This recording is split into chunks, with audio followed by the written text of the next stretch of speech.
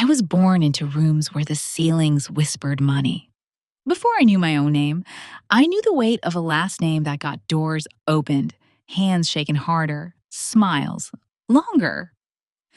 The first time I understood what legacy meant, I was 5, and a man in a navy suit bent to my height called me Sir and offered me a pen to sign a card. I scribbled in crayon. He laughed like I'd handed him a stock tip.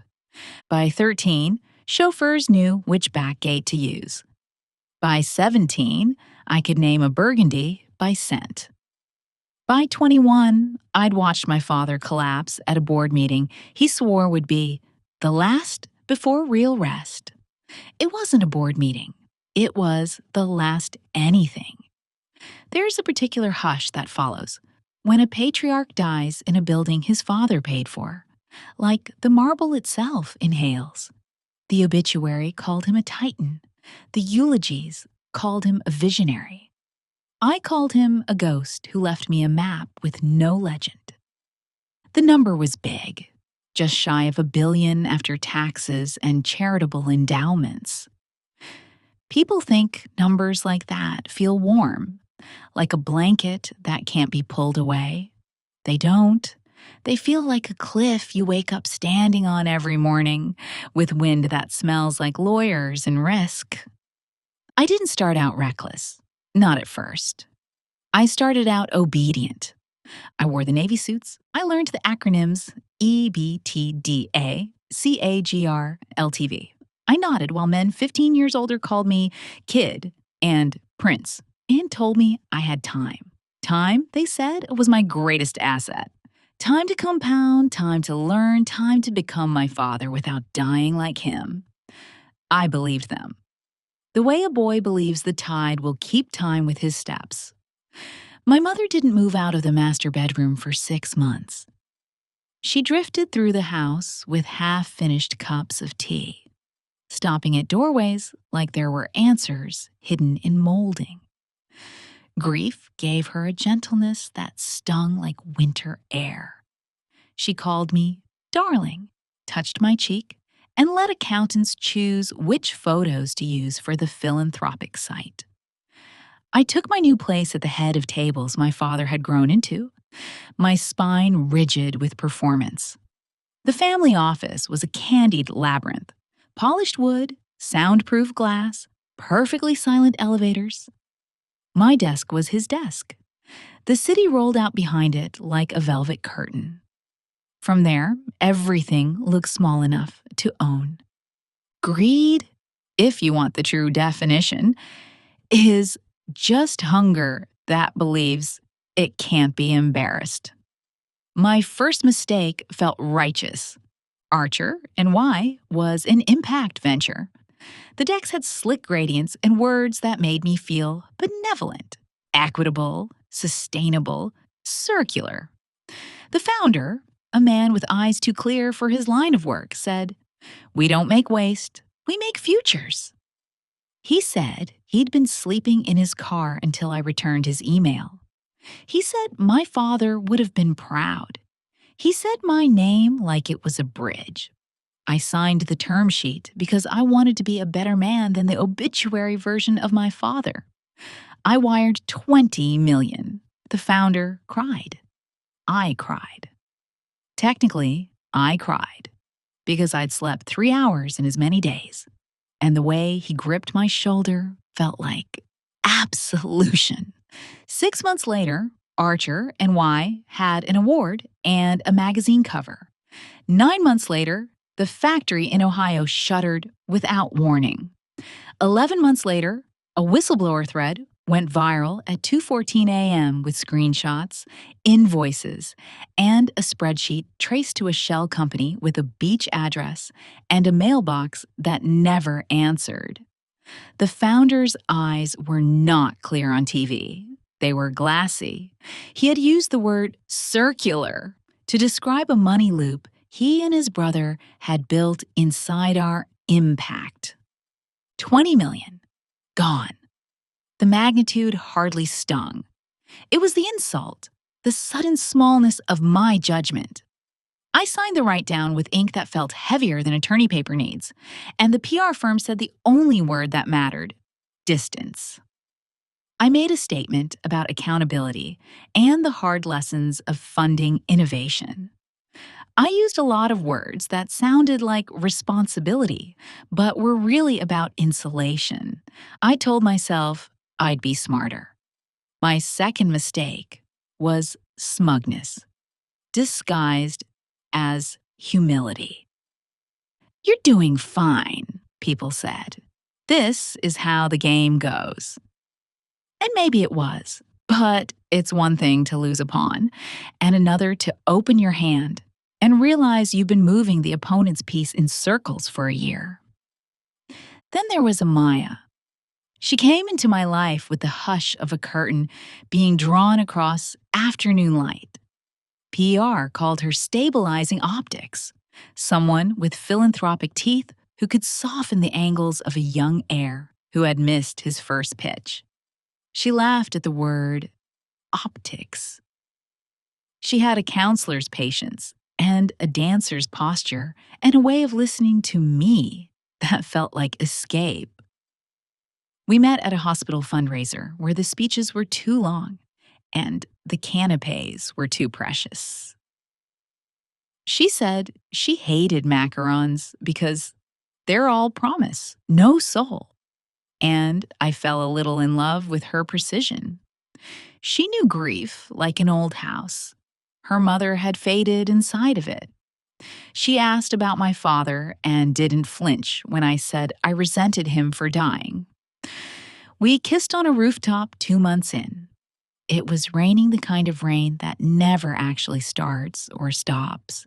And she took off her shoes to feel the slick tile. And I thought, here is someone who can help me love the wind at the cliff. With Amaya came the illusion of anchor. I started sleeping. I started running at dawn, lungs burning like a penitent.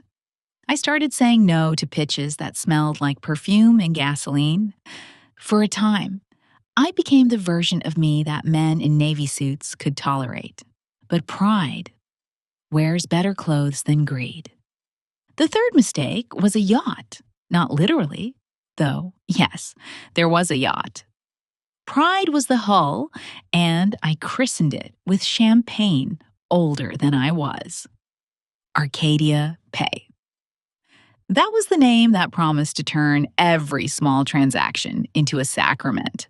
The founder had scars you couldn't see. Unless he rolled his sleeve past an elbow, he kept deliberately tattoo-free. He had survived a conversion therapy camp in a state that still won elections by a hair. He had built this company, he told me, to make a world where kids like him didn't have to hide denominations in a shoe heel to send money to a real life. His deck was messy. His math was uglier than he knew. But his conviction? It burned clean. I saw my father steal in him. I saw my own boyhood ache.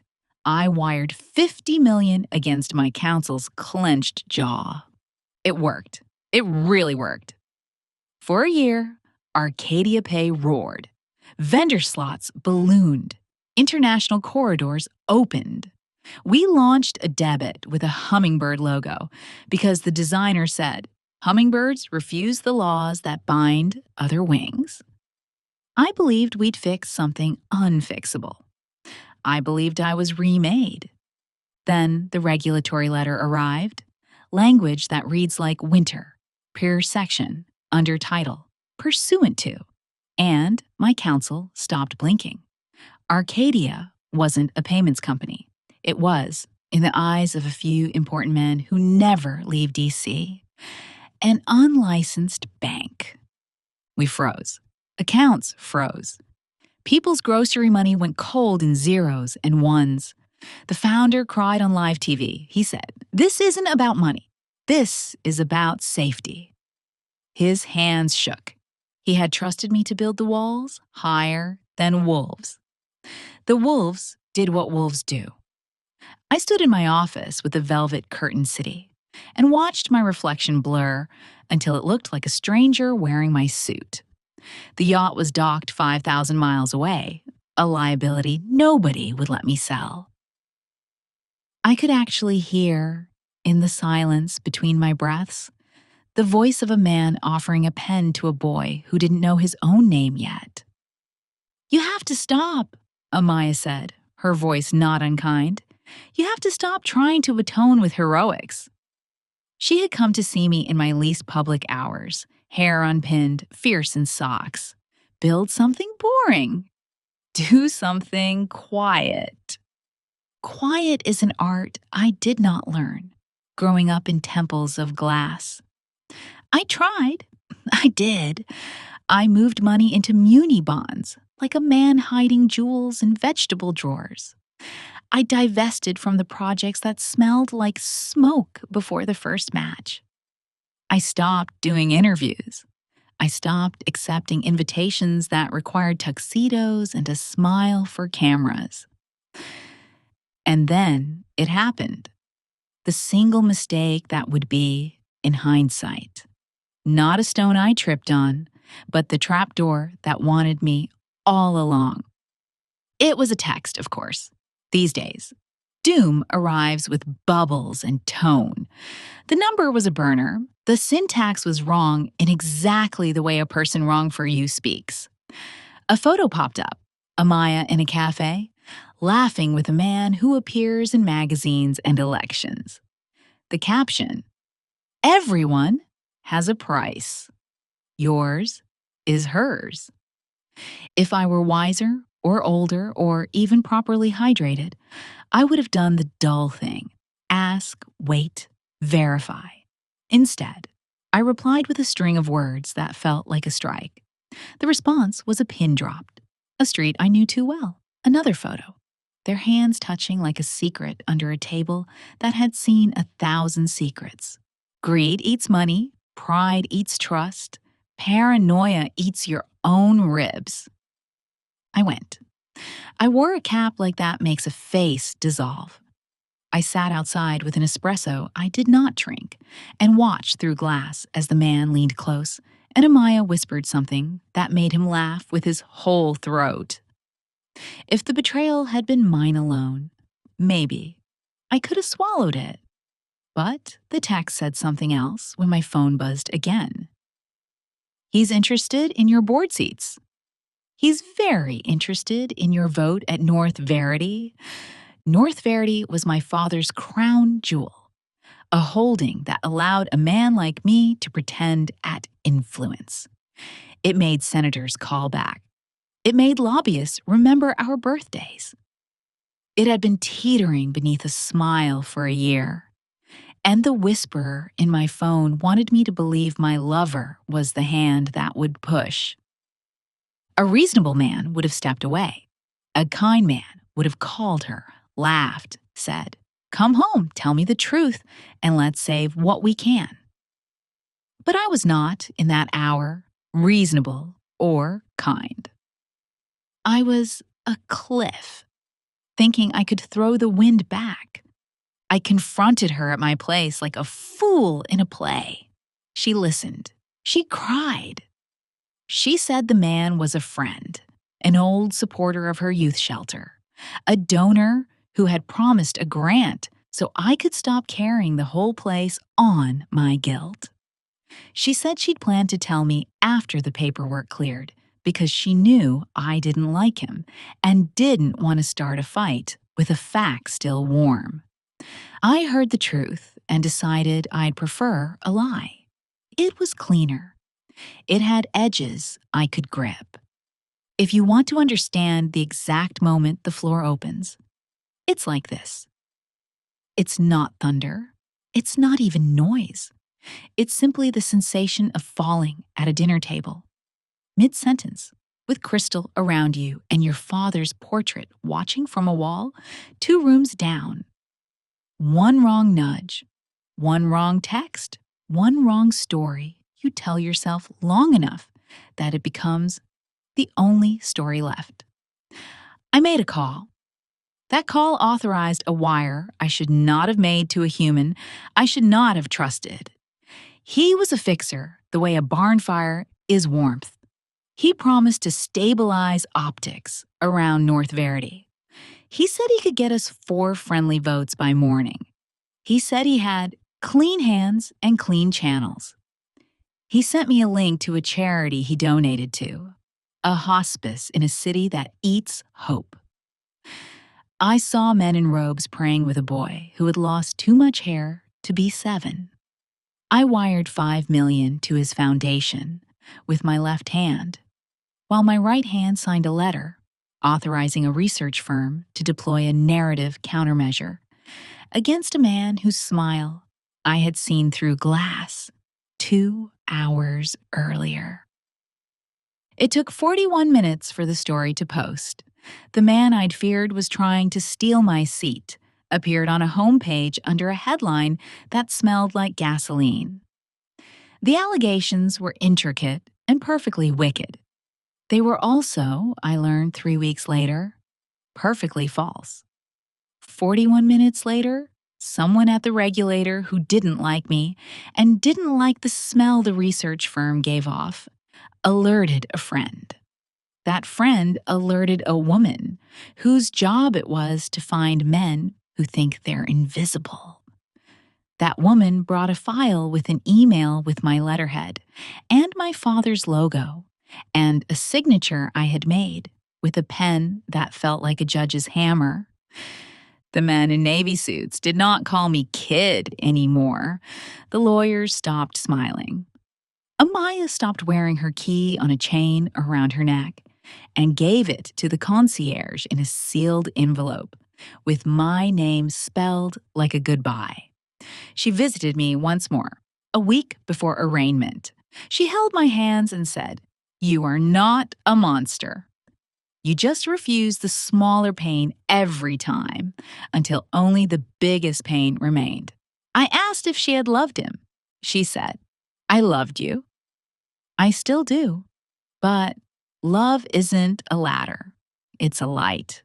You covered it with both hands." The indictment was 14 pages that reduced my life to a handful of verbs.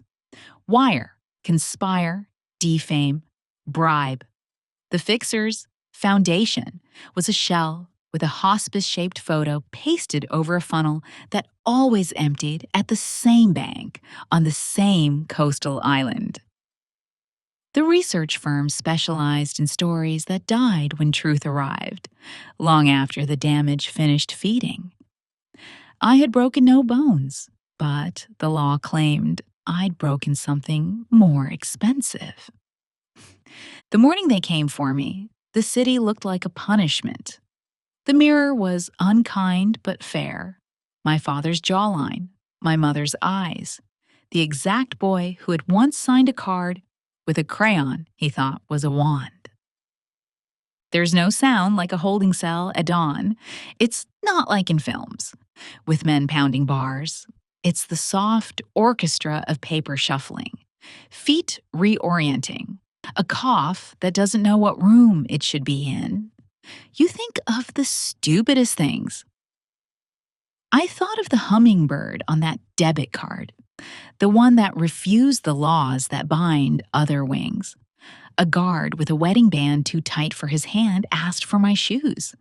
I gave them to him and thought of the first time a man called me sir. Bail, court, statements. The machine works even when it grinds. We sold the yacht. We tried to sell the houses you can see from helicopters into magazines. We found out how illiquid legacy can be.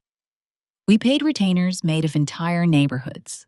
We bought words from men whose mouths could make mistake sound like misunderstanding. I pled to a charge with a name that tastes like dust.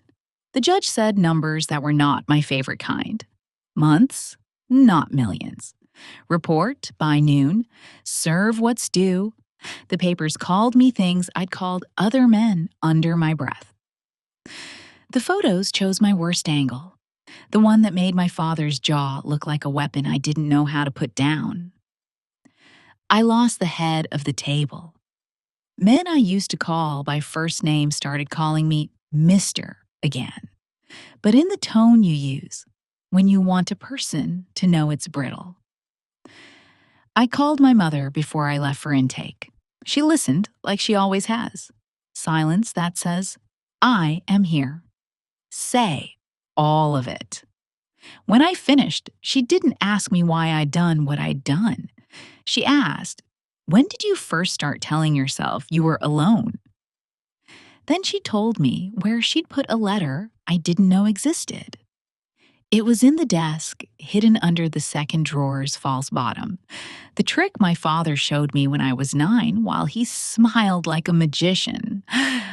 The letter was sealed with wax he bought as a joke from a stationery shop in Rome.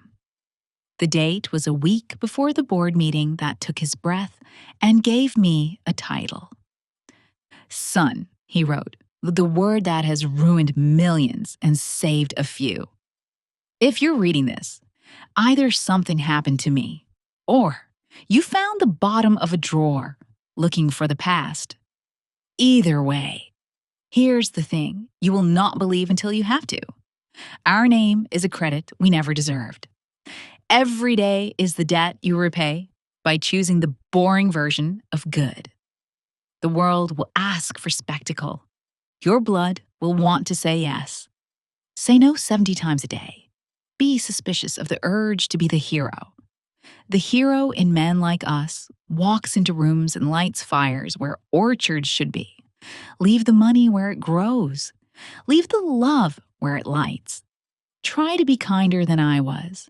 Try to be less alone than I was. If I die sitting at that desk, forgive me. It was not the desk that killed me. It was the version of myself that believed I was the desk. I love you. I hope you have a long, ordinary life. I read it twice. I folded it until the edges hurt and tucked it into a book I couldn't take with me.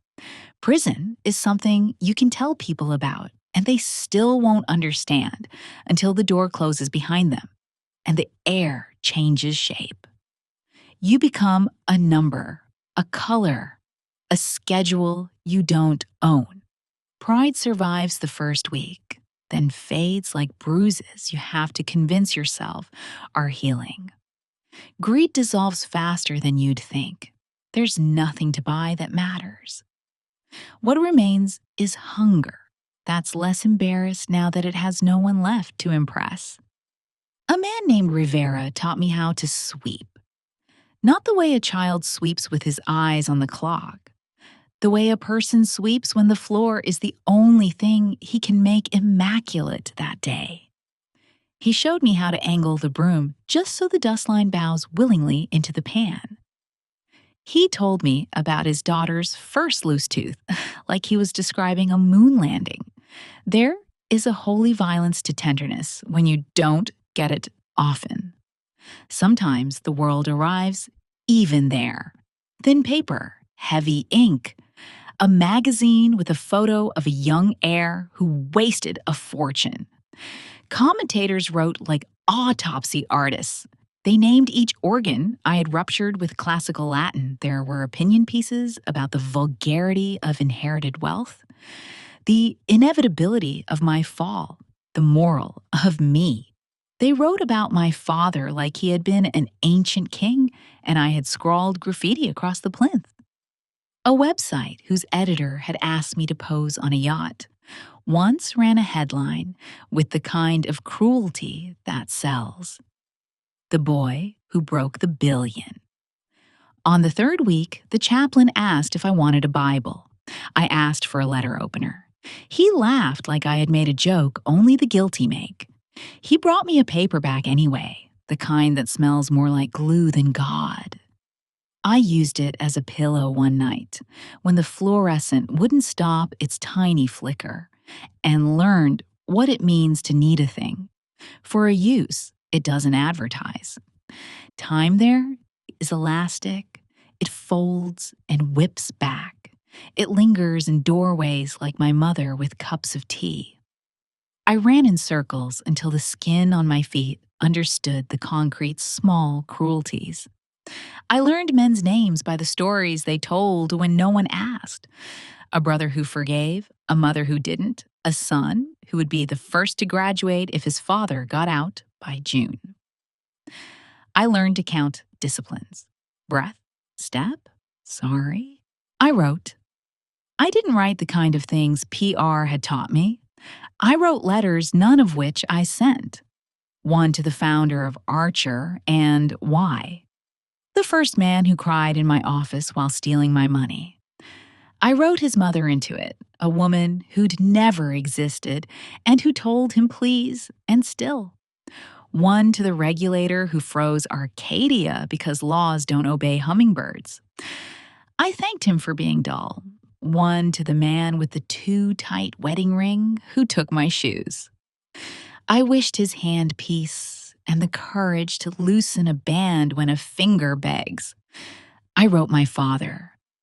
I told him he would have hated all this, hated the noise of it, the spectacle, the speeches in the newspapers pretending they knew his hungers. I told him I had read his letter and wished it had arrived when I was 21 and clean.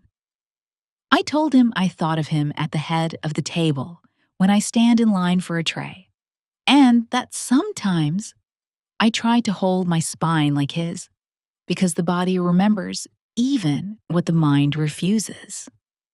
I wrote Amaya, and then I didn't. I tried to leave her out of the machine that had already chewed enough of her days. She visited once, near the middle. We sat across glass that didn't need to be there, but was. She put her hand up and I put mine up, and the film between us felt thicker than the law. She said she was proud of me for not lying anymore. I said that seemed like a low bar for pride. She smiled, the kind of smile that made me forget yachts. She told me she'd secured the grant for the shelter in her own name. She told me the donor I had feared was kinder than I had allowed. She told me she had forgiven me because forgiveness was the only way she knew to not be swallowed by other people's choices. You want a redemptive ending. I know. We export redemption, men like me. We package it, press it, bless it with lighting that makes it look like a miracle anyone can buy. Here's the quieter thing. Some days, redemption is learning the names of every plant that dares grow in the yard and watering them with the cup you're allowed.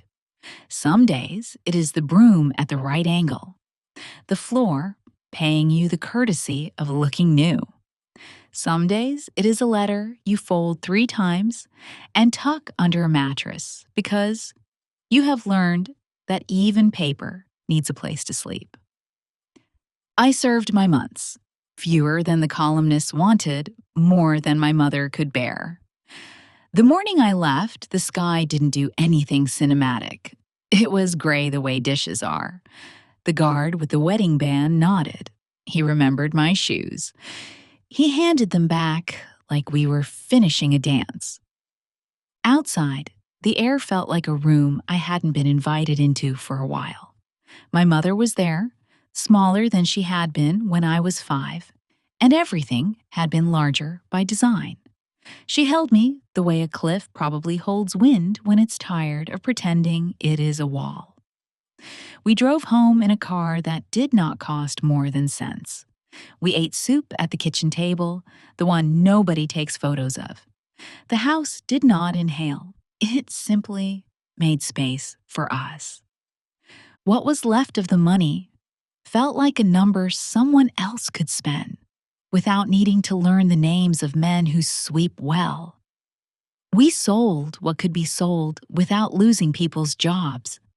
We kept what could keep paying people whose hands never held pens in boardrooms, but keep the heat on when the city forgets winter.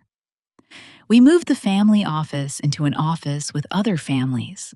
We changed the name to one that doesn't ring like old coin. I took a job that looks like a demotion on paper and a mercy in my chest. Operations at a boring company that moves boxes to places where boxes mean medicine, and birthday gifts, and the difference between hunger and tomorrow. Sometimes I stand in warehouses and close my eyes and listen to the math of pallets. It's a better music than yachting. I wrote a check to Arcadia's users out of what was left of my own pocket. It didn't fix it. Nothing you do in a headline ever fixes anything. Quiet does. Time does. I cleaned the hummingbird out of my desk.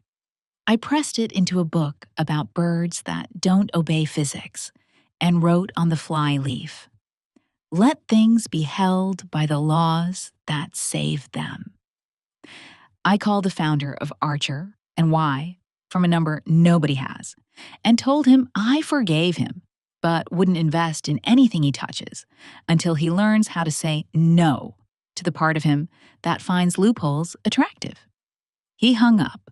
A year later, he mailed me a photo of a warehouse he was sweeping. The line said, "I finally learned that better begins with boring." I still wake at night with the sense that I'm falling from a table, mid-toast, crystal, breaking in slow applause. I keep my father's letter by the bed, and sometimes, when the wind at the cliff is too loud, I read the sentence that saves my pulse. Leave the love where it lights. If you're waiting for the line about losing $1 billion, here it is. The money went where money goes when it isn't watched by people willing to be dull. Some of it became other men's assets. Some of it became lawyers' children's braces. Some of it evaporated into narratives with sponsors. Some of it found its way into shelters with hummingbird murals and teenage boys who refuse to believe wings need permission. Some of it is a broom in a warehouse. Some of it is my mother's new habit of finishing her tea. And me? I am learning to be less alone than my father was. I stand at the head of smaller tables with mismatched chairs and say grace like a man who finally understands the arithmetic of enough. When the urge to be the hero raises its chin, I pour soup instead and wash the bowls afterward with a care that would make Rivera nod. Here is the part nobody told me. The cliff does not move. The wind will not stop. The legacy is not a blanket. It is a map with no legend and a margin where Father wrote, "Try to be ordinary. Try to be kind. Try to leave things better than they found you, especially money, especially names, especially people who say sir, to a boy with a crayon." If I ever have a son, and I don't know if I should, I will teach him how to sweep before I teach him how to sign. I will tell him about the hummingbird and the law and the broom and the letter. I will show him the scar that isn't on my skin, but on a part of me I can't name, and say, this is what happens when you believe the story that your worth is your wealth. He won't listen, not at first. No boy does. But maybe, one morning, standing in a warehouse with dust that looks a little like glitter, when the sun finds the high window, he'll angle the broom just so, watch the line bow into the pan, and understand the quiet victory a man can live on without yachts, without magazine covers, without a father's portrait watching. The house doesn't whisper money anymore. Sometimes it murmurs soup recipes or singed toast alarms. Sometimes, when I walk the hall and the photos try to line me up with a version of myself that burned too bright, I stop at the window where dawn makes the glass shy, and I remind the boy and the man and the name. Leave the love where it lights. That's the only inheritance worth not losing before your 30th birthday. And it's the one I finally kept. Dive into stories that stir your soul. Jackie Smith. Stories is your daily haven for raw emotions, courageous women, and authentic true life narratives. We weave tales of hope, strength, dreams, and the quiet miracles of everyday life. Our stories inspire, uplift, and remind you you're never alone.